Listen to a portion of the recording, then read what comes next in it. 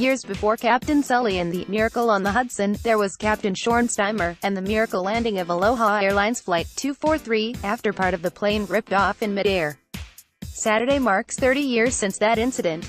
On April 28, 1988, just before 2 p.m., Aloha Airlines Flight 243 made an emergency landing at Kahului Airport on Maui. What really got us was people strapped into the seat, not moving, arms dangling in the air, hair flying in the wind, said a man who witnessed the emergency landing.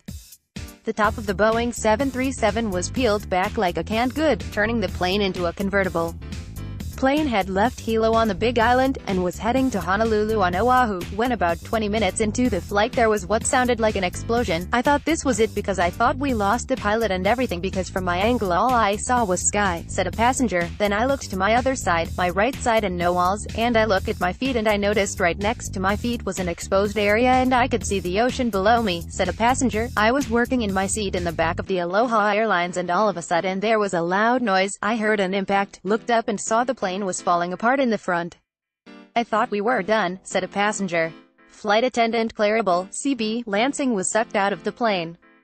She had been with Aloha Airlines for 37 years. From what I gather talking to people afterwards, a few people saw her trying to grab the intercom maybe to tell them what to do, said passenger Amy Brown, an off-duty flight attendant on Flight 243. The plane had been about 15 miles south of Maui, 24,000 feet in the air, when the pilot reported a rapid loss of pressure that ripped open the plane's body. Then I grabbed a piece of paper and wrote my last notes and said goodbye to my family, said a passenger. I personally thought we were all gone, said a passenger. There was no panic or yelling or screaming. People just put on our life vests and put our heads down, said a passenger.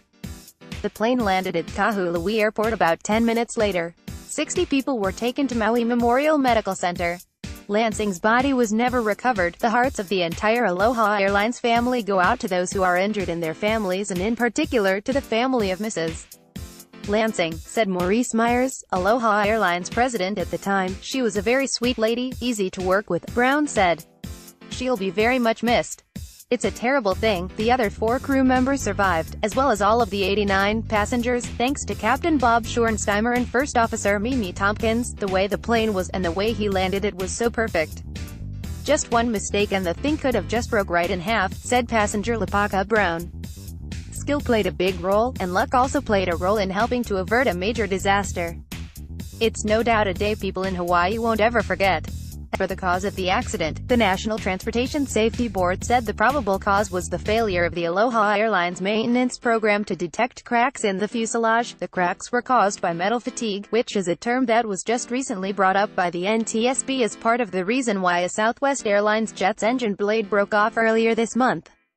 It happened mid-flight, cracking a window open and causing a passenger to be partially sucked out. Others on the plane pulled her in, but she died from her injuries. Southwest Airlines promised a safety review of its fleet since that accident. Meanwhile, the company is still undergoing a federal review on whether its planes are able to safely fly to Hawaii from the mainland.